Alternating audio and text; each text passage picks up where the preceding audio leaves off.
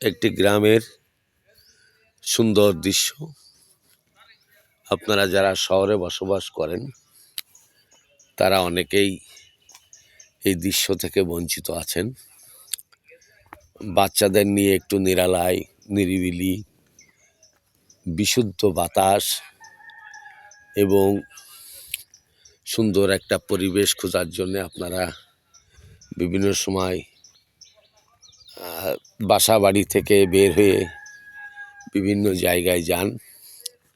আপনাদের বাচ্চারা চিনতেও পারে না কোন গাছের কি নাম।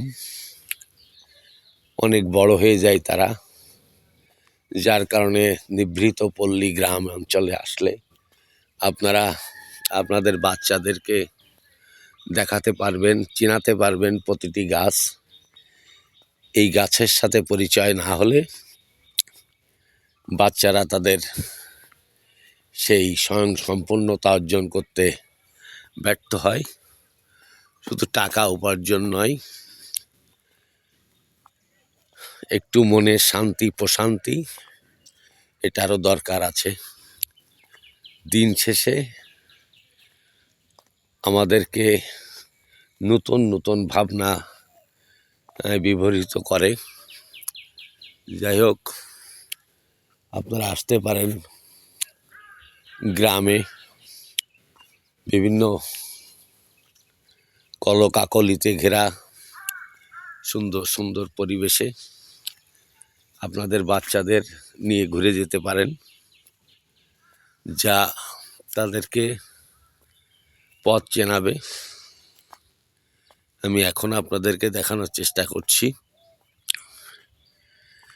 ব্রিটিশ বিরোধী আন্দোলনে সূতিকাগার নামে খ্যাত পাজিয়া। এই পাজিয়া গ্রাম, যার রয়েছে যথেষ্ট ইতিহাস ঐতিহ্য। আপনি যদি সংস্কৃতি বলেন, সংস্কৃতির রাজধানী যশোরের ভিতর ছিল এটা পাজিয়া।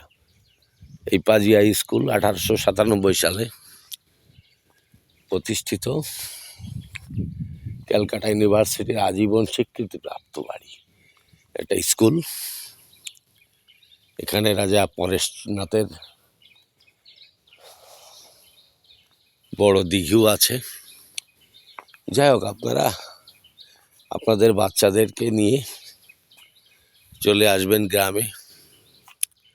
সুন্দর সুন্দর পরিবেশে এবং বিশুদ্ধ একটা এলাকা, গ্রাম।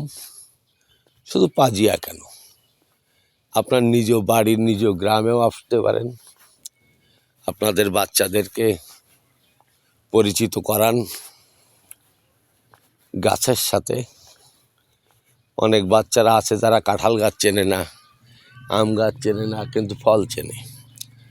এর থেকে আমাদের উতরতে উঠতে হবে। যারা গার্জিয়ান আছেন তারা তাদের বাচ্চাদের নিয়ে